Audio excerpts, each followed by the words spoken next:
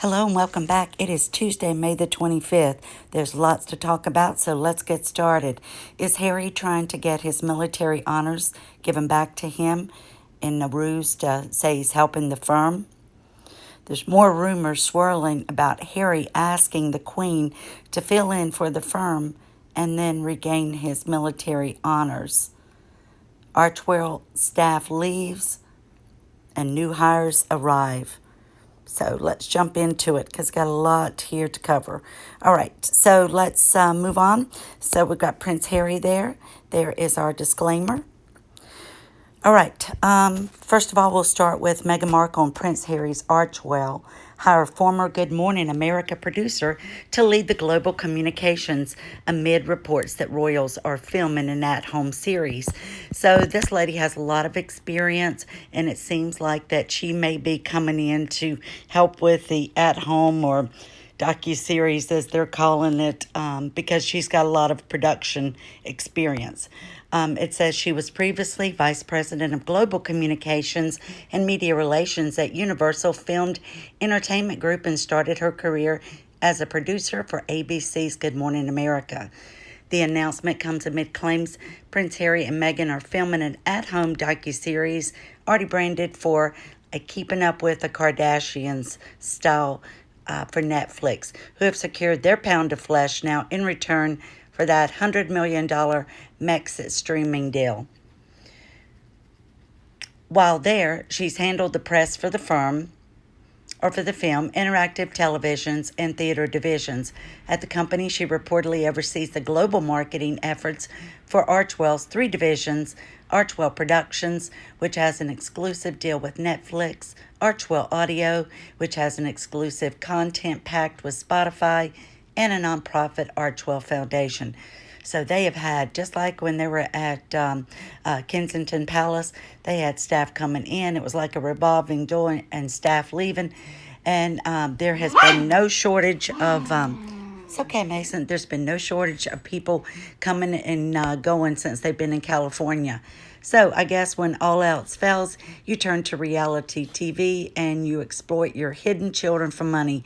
Just want to say that it says here on their own website, and she's removed everything from the website about her animated series Pearl, but it said they have an undisclosed deal to provide exclusive content to Netflix 190 million subscribers worldwide, which experts predict could be worth $150 million. So they didn't have a $150 million deal. It's just people, because it does say it's undisclosed. So we have no idea how much they were really given. It's just that number got put out there, and it was probably put out there by Harry and Meghan based on somebody's experience or their a figure that they came up with. In a statement released when they founded the program in 2020, the Sussexes said, "Our focus will be on creating content that informs but also gives hope. As new parents, making inspirational family programming is also important to us." They then added that Netflix's unprecedented reach will help us share impactful content that unlocks action. Each of us can change our communities. All of us can change the world. Well, Meghan, it's so funny that you would go out and put that on the Archewell website. You would brag about it. You would talk about all the things that you were going to do to make changes in your community, how you were going to create family programming. I don't think a docuseries, if that's what you want to call, to me it's a reality series, is going to change the community. In fact, that is like watching a train wreck. And if you think that's going to help your image, you're sadly mistaken, and I think you're aware of that. These rumors all came around a year ago, and then it was all put out saying that it was just something that a producer had suggested that they do a fly-on-the-wall type of programming. Sorry, I'm changing positions, my dog. It's okay. All right, the news hire comes amid reports that the Sussexes have welcomed cameras into the $14 million Montecito. Excuse me 1 second. Here, baby. Here, go. All right, let me get set up again. I'm sorry, the mansion. So, it says that a series type could be more in the mold of the Osbournes. although it is not yet known that the couple's two children, 3-year-old Archie and 11-month-old Lilibet, will also feature. I think it's fair to say that Netflix is going to be getting its pound of flesh. A Hollywood insider in the know about the project claimed to the paper, Page 6.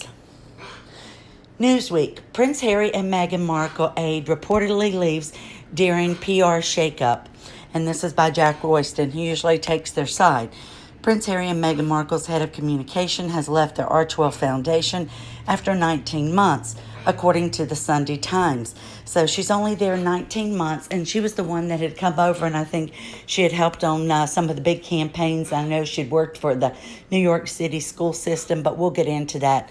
Toya Holness started working for the couple as the press secretary in October of 2020. So she, wasn't there long at all. So what is that? Yeah, that's just this is 2020. So, 2022, and has promoted twice. First to global press secretary in April 2021, and then again 3 months later. So she must have got on with Meghan okay. They said that she was the go-to person and that Meghan interacted with her on a regular basis all day long. There has been no official public announcement about her LinkedIn profile. Still, records show her as working for Archewell, based in Los Angeles. No reason has been offered, and the newspaper simply said that the two had recently parted ways. Does that mean that Toya told her she couldn't work for her anymore? Is that Meghan saying, I'm not pleased with your performance, that we're going to need to find someone else? No one knows, but this is a picture of her. But I did go on LinkedIn, and I took a look at her, and it does show that she is still currently working for Archewell. And this, so Archewell for 1 year, 8 months in Los Angeles. Prior to that, she was head of communications, and then global press secretary. And of course, she was promoted, and then press secretary. Let's see some of the other things that she did, but I noticed there's a pattern. She doesn't stay at any place much more than 2 years. So she's an adjunct professor at Southern California. She was director of corporate communications and marketing for Deluxe. I think that's who makes the Brenzar checks in the checking books. So they're 1 year and 9 months. New York City Department of Education, 2 years, 3 months. And then director of communications for them, 4 months. Press secretary, 1 year, 5 months. Deputy press secretary, 1 year, 2 months. Corporate communications manager with William Morris Endeavor, and that was out in Beverly Hills, California. And so she's even got more beyond that. So she's rather a young woman. So I would think that she's just kind of got a trend of not staying anywhere very long, and I'm not sure if it's her that chooses to part ways or how that came about. But I just was looking at something on the Invictus website, and I wanted to share with you. The Invictus Games Foundation was established following the success of the Invictus Games 2014. HRH, His Royal Highness, the Duke of Sussex, and the organizing committee of London Games always hoped that they would be the beginning of the Invictus story, and that other cities and countries around the world would take up the challenge. The inaugural Invictus Games created a blueprint for inspiring many more wounded warriors on their journey of recovery. So what I wanted to point out about that is, we know when they left, they were still allowed to use the Duke and Duchess of Sussex, but really not supposed to use it in business. But they did not use the HRH. So, Harry, you need to, and this is probably something that's old that hasn't been caught, but I saw it on numerous pages where he's being referred to as His Royal Highness. And we know that's not allowed, so that needs to be updated, or the palace needs to reach out to him and tell him it needs to be done.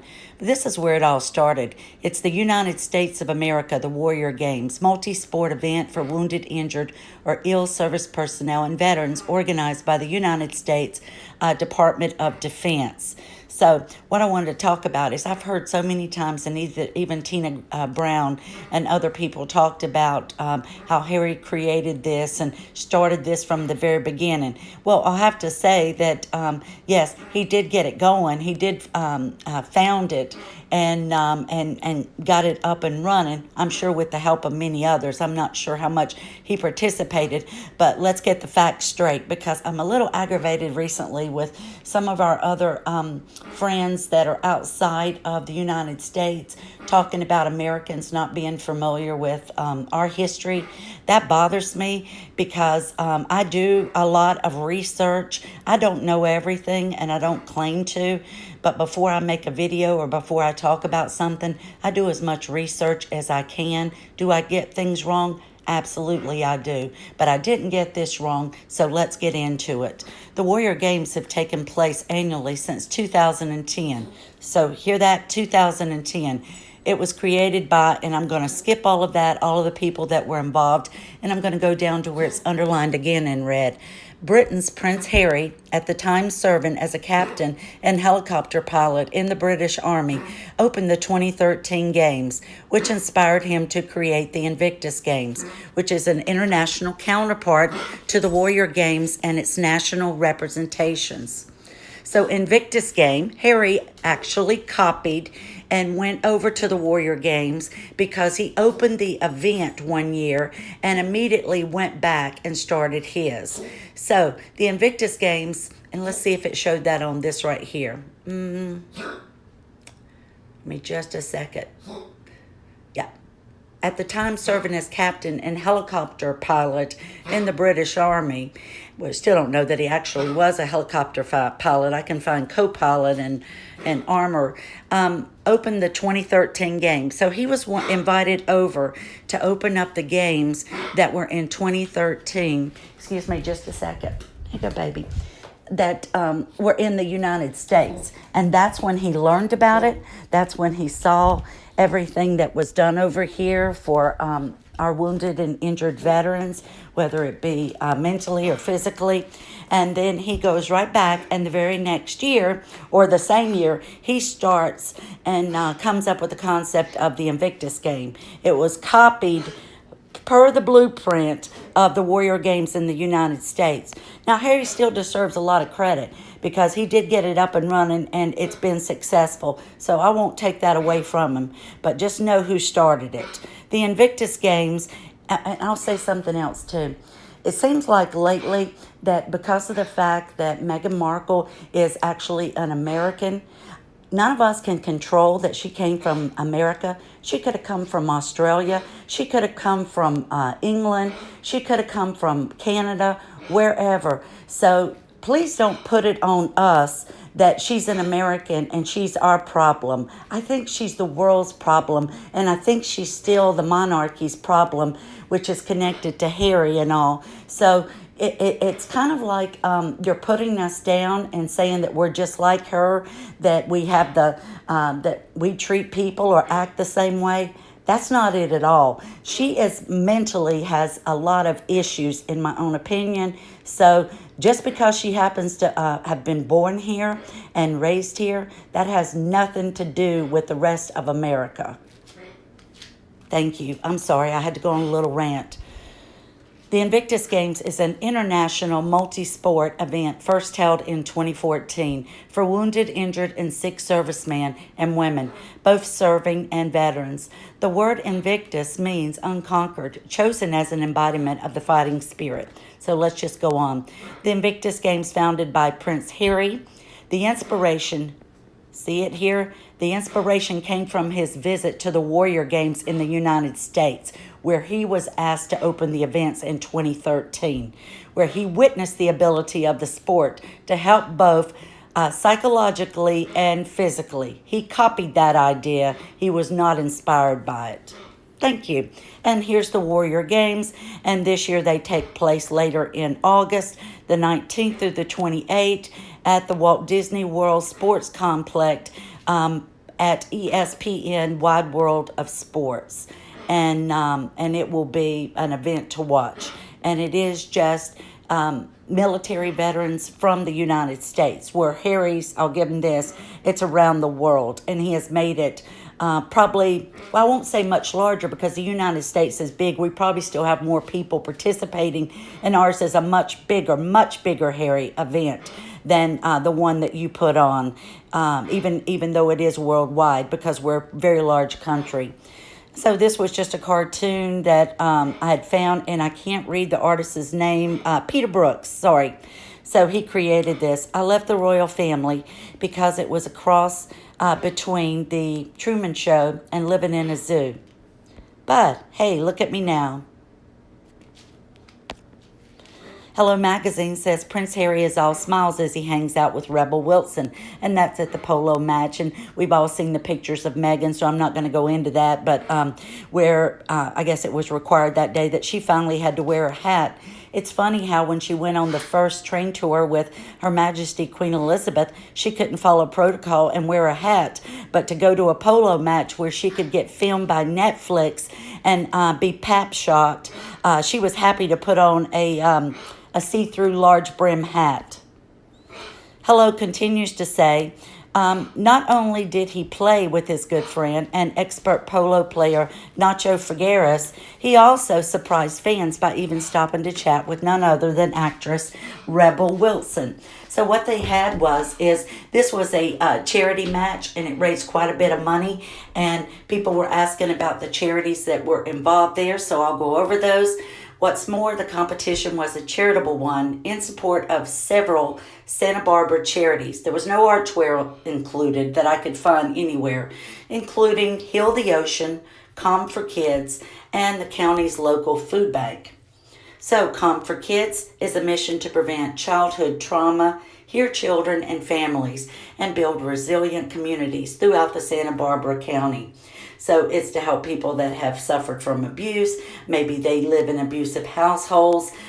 Just all of these things where they're not getting the help and support that they need. Very good cause. The other cause, charity, was Heal the Ocean. It focuses on wastewater infrastructure, sewers, and septic systems, as well as ocean dumping practices that have contributed to ocean pollution. We are focused on Santa Barbara County, but our methods now serve as a model for other coastal communities around the country. The third and final charity that money was being raised for was the local food bank of Santa Barbara. And we know since they had COVID and lockdown, the amount of donations had dwindled. So that's a very good charity. So I will say that the money that they raised were going to 3 good causes. So, and it's always important, and I know they rely heavily on donations. So this was just a meme off G, and I believe that was on Twitter. Forgive me if it's not. So it was all based off the movie Julia Roberts was in with Richard Gere, Pretty Woman. And this is the outfit, gloves, hat that she wore during that. And I don't know, but I don't know who the guy in the suit is. I don't know if that's what Richard Gere wore or not, but it's funny how Julia Roberts wore a polka dot dress that day, or it was like a blouse and city shorts, and that's what you call them, and that's going back to the 90s when the city shorts were in style. But I thought she looked very nice. I'll have to say it was one of the better looks. I think she would have done better had she worn flat shoes instead of spiky high heels. And then I think it would have been nice after she presented the awards if she would have just gotten off stage and allowed the gentlemen to get their pictures taken with the trophy instead of standing under it and afraid to give up the spotlight for a moment. So I want to direct you all to another petition. This is change.org, and I sent this out in a community post on my channel with the links. And this is to support Trevor Court, MC, and he is the military veteran that was in the military for 10 years and won many honors, and he won the Military Cross. And I'm going to be doing some things with him here in the future and interviewing him, so you'll get to know him a little bit more. But he does a lot on his own. I would say he's an advocate for veterans to help them to get the help, assistance, home, whatever they need to get on their feet when they, especially if they're released medically and don't have anywhere that they can go back to. It can be very difficult. And so I've got experience doing that, where I was an advocate here for our Veterans Administration and helping those in various ways. So we're going to just do a couple of things together and try to get information out to people. All right, so this is his petition. And there was a company that, gosh, I can't think of it, Help for Veterans, I think, that was associated with the Invictus Games, and then the military, Department of Military, or MOD, DOD, that had come in and said that they were going to remove them, and it was going to be the British Legion. Well, Trevor wants to have this petition signed for the investigation into the Royal British Legion's finance and conduct. It's one of the ones that gets the most amount of support, but unfortunately, it's hard. They're not very transparent and don't give a lot of information out as to where the money actually goes. And speaking and working with other veterans, he can't really find people. People will say who they've worked with and who's given them assistance, and they're not finding out that a lot is done from the Royal British Legion. And he would just like transparency and to know how much is paid on administrative fees. Here in the U.S., 95% can go toward paying for expenses, administrative fees, and only have to give 5% to the actual charity. Well, you want to work with charities, and that's a question you want to ask before you donate to anyone. I learned that the hard way, even donating to our local fire department and police benevolent fund. One day it came up when I started working more with charities in a professional capacity and volunteering and being on boards, that I realized how much actually went toward the charity or to benefiting people. If you have a high overhead or administrative cost with people making huge salaries and a large overhead expenses, maybe the building that you're in, the lease, then not a lot sometimes will go out and help. So his petition is all about just asking for more transparency. So to support the UK veterans and their families, you don't have to be in the UK to sign it. I've already signed it. Again, you can find the link on my community post. You go up to the YouTube page, slide across the top where it says home, videos, and all of this, then you'll see community post. And then I'll put a link in the description as well. So it says that this charity are selling off buildings at a vast rate and reducing their reach for vulnerable veterans. Their conduct is questionable, and it's almost impossible to get anyone to take ownership of this lawless charity. Well, I already put off an email to them last night, and so I'm asking them, because the report that I find is a couple of years old, but then it says that updates are with it. But what it does is it kind of does what we do here in the U.S. So you really have to, they want to hide the numbers. They want to compare it to non-veterans. And then when you do that, of course, you're going to have a lot more suicides for non-veterans, because that number of the population is going to be much larger than the actual population for military veterans, and then therefore the suicide rate will be lower. So we're just going to collaborate and work on some things with that, and I look forward to it. So the Vile SS Squad, Royal Sussex says, Prince William appears on his first solo commemorative coin ahead of milestone 40th birthday. I forget who that cartoon character is, but isn't that something? Very nice, the vile people they are.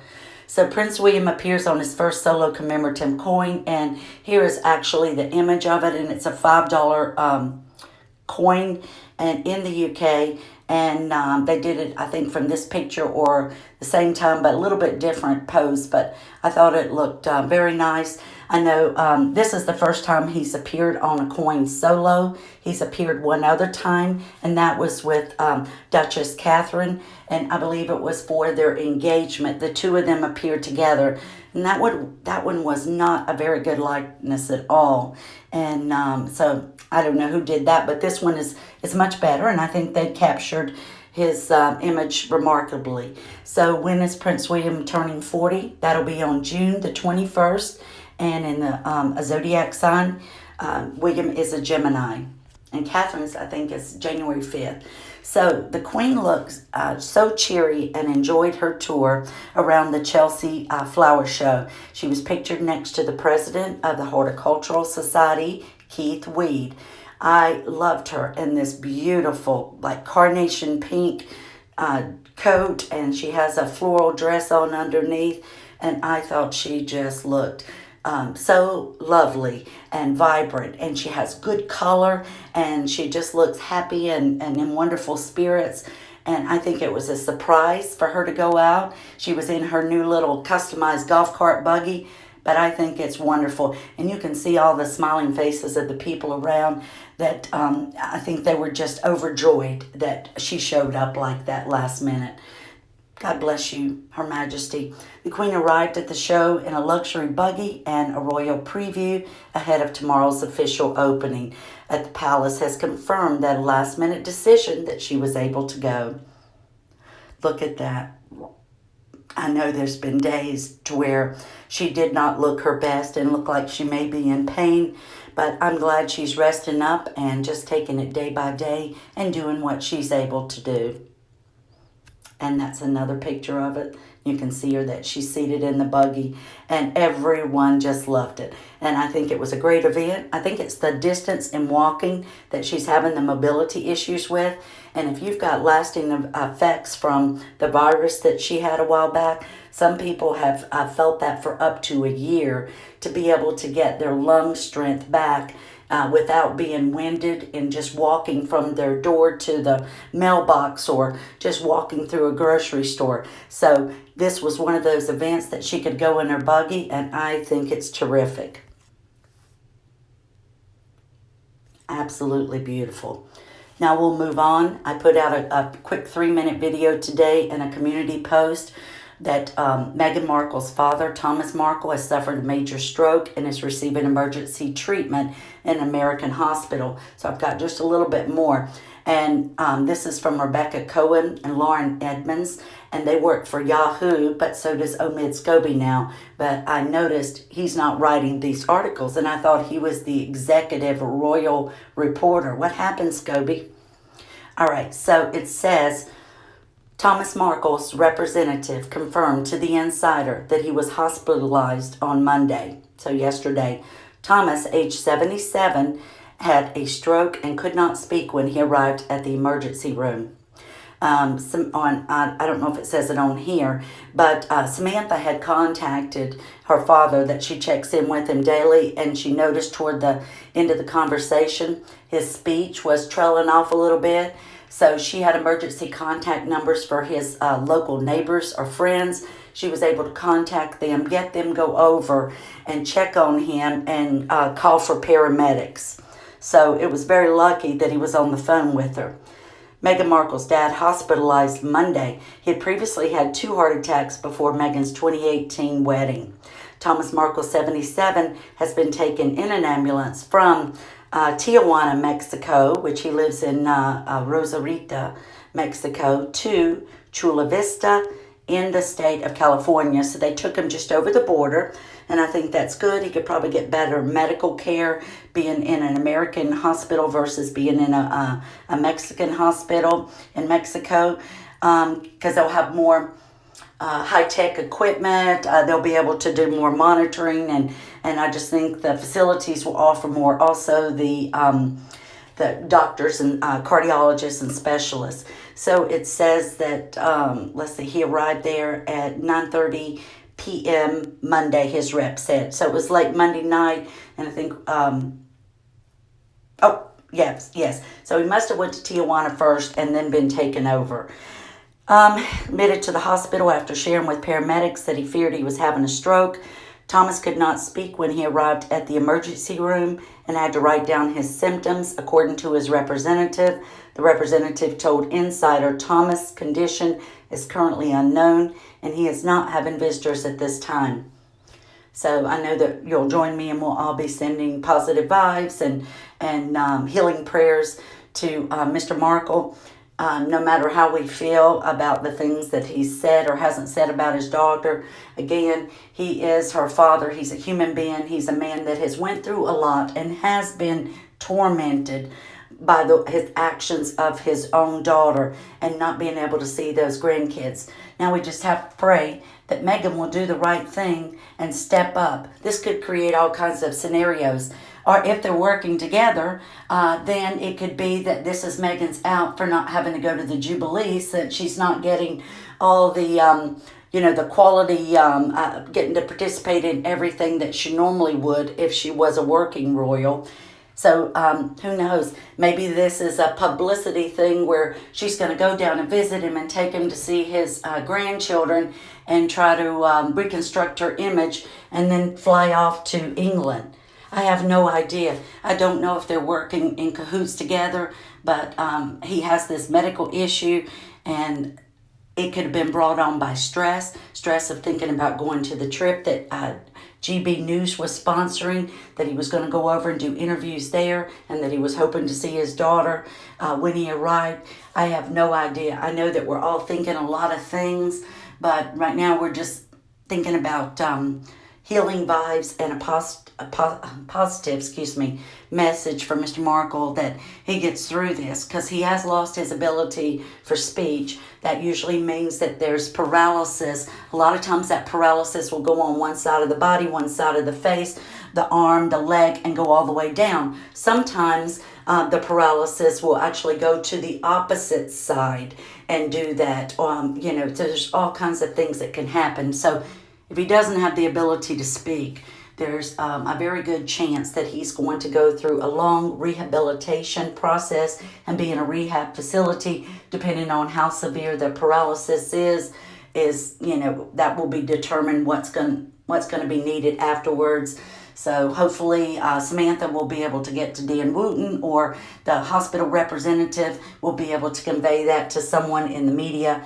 They can assign representatives to you if you come in along and you don't have family and friends. It's kind of like a PR person, and being that he's the father of Meghan, they could very much have assigned someone from the hospital to kind of be the go-between between him and getting the information out. And since he can't speak, maybe even contacting Samantha, or that would be a person of contact for his family and loved ones to call and get updates.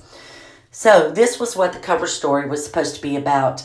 There's rumors going around that Harry is trying to get the Queen to give him his military royal titles back, and that the honors, because he is suggesting, again, just rumors, because I searched everywhere in print and couldn't find it, but I know I've heard numerous people say it. So I'm going to say allegedly that he is trying to speak to Her Majesty and tell her he would like to fill in with some of the military roles, and could he get his honors, military honors back, and be able to represent those particular military things. So I know some of them has been given away. I don't know which one hasn't. I'll need to look that up. But it says, this is a story from 2021. So a year ago, it was saying, you can't be half in, half out. Palisades slapped down Prince Harry after he insists he wants to keep his military titles despite Brexit. Now, I just looked, and this was recent in the last few days, on forces.net. Prince Harry, military career and connections. The Duke of Sussex has a strong connection to the military community and founded the Invictus Games. Former military titles. So I'm going to skip down. In February of 2021, it was confirmed Prince Harry had returned the following military appointments back to the Queen. So it was Captain General of the Royal Marines. I'm trying to think has Ian, I think, been given that. Honorary Air Commandant for the RAF Huntington. I don't know if that's been given out. Commodore-in-Chief, Small Ships and Diving, Royal Naval Command. Seems like one has been given to Princess Anne and one has been given to Catherine, but I can't remember off the top of my head, so I'll look those up. Prince Harry received the promotions in all three services in June of 2018. So here we have, what was this, was 18, right when they got married in May, becoming a major in the British Army, lieutenant commander in the Royal Navy, and a squadron leader in the Royal Air Force. However, Harry has now lost the honorary Navy and RAF ranks. The Duke of Sussex was appointed Captain General of the Royal Marines in December 2017, where he was succeeding his grandfather, the Duke of Edinburgh, in this role. That role was one of the 3 military appointments he returned to the Queen. In January of 2006, Clarence House announced he was to join in the Blues and Royals, after which he was commissioned as an Army officer on the 12th of April that year. In 2007, the Prince was deployed to Afghanistan for 10 weeks, working as a forward air controller, coordinating airstrikes on Taliban positions. But guys, we know he was never on the front line, and when it was told the enemy was getting close. But this says he was merely deployed for 10 weeks, working as a forward air controller, so that would be a co-pilot, and coordinating airstrikes on Taliban positions. His tour ended early following the reports in the international media of his whereabouts, so he wasn't there but 10 weeks. On February the 25th, 2008, it was made known that Prince Harry had been serving in the army in Helmand Province, Afghanistan, for more than 2 months. So, 2 months, 2 weeks. The Duke of Sussex then retained an Apache pilot in the an Apache pilot in the Army Air Corps and returned to Afghanistan in 2012 as a helicopter co-pilot and gunner. So see, nowhere am I seeing that he was an actual pilot, but that he was a co-pilot. So if you know for sure either way, please let us know in the comments. His decision to leave the Army was confirmed in March 2015. Harry ended the military career as the rank of captain in June 2015, following a secondment to the Australian military. Sir Nicholas Carter, and then Chief of the General Staff, said that Prince Harry had achieved much in his 10 years. He had been at the forefront throughout his service, he said. Now, guys, I've seen that word used many times when they say, oh, he was at the forefront. The forefront does not mean the front line. The forefront means he was right there in the mix of it all and right there with it. But it is very different. It is not the front line in battle. That's why he got the name Bunker Harry, and because he wasn't out there on the front line, and they actually even removed him, and it was said, even Trevor had said, and Tina Brown had said, and even Harry has said that it put his other comrades in jeopardy and a target on their back, knowing that Afghanistan military could have been looking for Prince Harry to use as a hostage for negotiations. So, and that means they would have killed everybody around him that would have been trying to protect him. So, good to know, says, and this is January of this year. Queen to strip Prince Harry of another royal title in sad blow. So it goes on to talk about it being Counselor of State, and palace officials have reportedly considered removing him from this position. This follows Harry already losing his military titles after stepping down as a senior royal in 2020. Buckingham Palace officials are reportedly trying to remove both Prince Harry and Prince Andrew as Counselors of State. And I've heard this for a few months now, but they've said that that's something that does take time. This role means they can fill in for the Queen in her royal duties if she is unable to do so due to illness and absence. And Harry has even stated the reason why he keeps the residence at Frogmore Cottage, which I think is for tax reasons, but he says because the UK will always be his home, but then Tahuta Cobb on the interview at the Invictus Games, he said that the U.S. and Santa Barbara is now his home, and he's been welcomed with open arms there. So, which is it, Harry? He's going to say anything that gives him what he wants. And yet another blow for Prince Harry, who is already missing out on a special honor at the Platinum Jubilee because of his military titles being removed. And we know that's Trooping of the Color. He was told that he would not be able to be there. The Royal Insider has predicted that Harry and Andrew will not have the title taken from them without an act of Parliament being passed first, meaning they don't think that Her Majesty is going to contact them to remove it, but that it would take Parliament. So if you want to see this done, the best thing to do is to write to your MP at Parliament and express that this is what you think should happen. Buckingham Palace are said to have declined to comment. The move to remove Prince Harry from the role comes from the continued rift between the family and the most recent security row as he was refused police protection to return to the UK.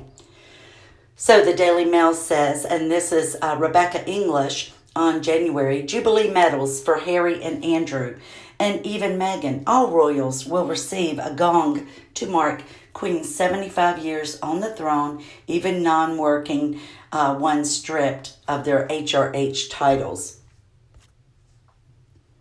So Prince Harry, Meghan, and Prince Andrew, and he's not a prince anymore, are set to be awarded special platinum Jubilee medals by the Queen next month. This may have had that removed after this.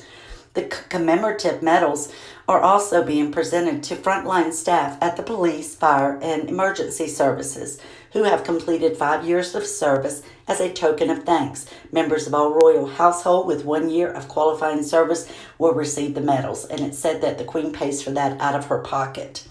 Harry and Meghan, who acrimoniously quit as working royals and moved to the U.S. in pursuit of lucrative commercial careers while repeatedly criticizing the royal family, will also be awarded medals as a matter of course. Cosmopolitan then says Prince Harry and Meghan Markle might appear on Buckingham Palace after all. Now, these are just supposing, and it could be something she's put out in the magazine. I've heard a few other people talking about it, but until I find it in print and until we hear it from the palace, we're going to have to all say it's just rumors and it may not be true. So it says, with the Queen's Platinum Jubilee so close, we can almost taste the lemon swirl roll and Amaretta trifle. We'll be stuffing ourselves with this 4-day bank holiday weekend rolls around. And we aren't the only ones looking forward to the big event. We celebrate here. Some of us do in our own way, and watch the celebrations on TV as well, because even though we don't live there and it's not our monarch, we still look at it as that, because I originate from there, my family does, and I've followed her my entire life and have always had respect for her. And just because I was born and raised here, that's not something I can control. After months of speculation about whether they would attend the special occasion last month, Harry and Meghan confirmed that they would be attending the Queen's Platinum Jubilee along with 2 children, 3-year-old Archie, 11-month-old Lilibet. It'll be the first time the Sussexes have visited the UK with their family of 4, and whilst the prospect of seeing them with the rest of the royals was exciting to say the least, the news is dampened slightly by an announcement that they would not be permitted to join Her Majesty on Buckingham Palace balcony, and that would be reserved for working royals only during the Trooping of the Colour ceremony. Only during. Now, Trevor had, and I can't find it in print anywhere, but said that he had heard that on the final day that Charles and Camilla and the Queen would be at Windsor and they would keep her company, but that William, Catherine, their children, Harry, Meghan, their children, and other family members would be on the balcony, but they wouldn't be standing there on the balcony with our Queen and our future King, Prince Charles. So we'll have to wait and see what happens. So I thought, is this something that Omid is having these girls write? Because Omid Scobie writes for Yahoo Online now. It's possible then that we may catch a glimpse of the Duke and Duchess of Sussex on the balcony with the likes, they're saying with the likes of Her Majesty, Prince Charles, Camilla. And no, that won't happen. I think if anything, it will be just the brothers or the rest of the family. But I think the Queen of England and the next future King of England will not be photographed on the balcony with them, because that's what they would want. So maybe they are giving in and letting them go in on the last day. But if they do, I hope people just boo and turn their backs and walk away. Then maybe they'll see it for themselves that the majority of people do not wish to have them come back. So we'll have to wait and see what happens. So I hope that you like this video. If you did, give me a thumbs up. Subscribe if you haven't. It's free. And if you would just leave a comment, you can even leave an emoji. It helps with the algorithms. And I want to thank you all for watching. Don't know how long this went on, but I'm encompassing kind of a couple of days, and I think I've gotten all the top breaking news stories out in this one for you. So I will see you soon, and everyone have a good day. And I apologize about my little rant, but I just believe that we all have a right to have respect and honor for someone, whether we live in the Commonwealth or not. And I do, and I think I show that, and I think I show my support of them. If other people think that that's wrong, that's their choice, and they can certainly have that opinion. But I'm not going to stop loving them and talking about them. But anyway, have a great day, and I'll see you soon. Lots of love and blessings.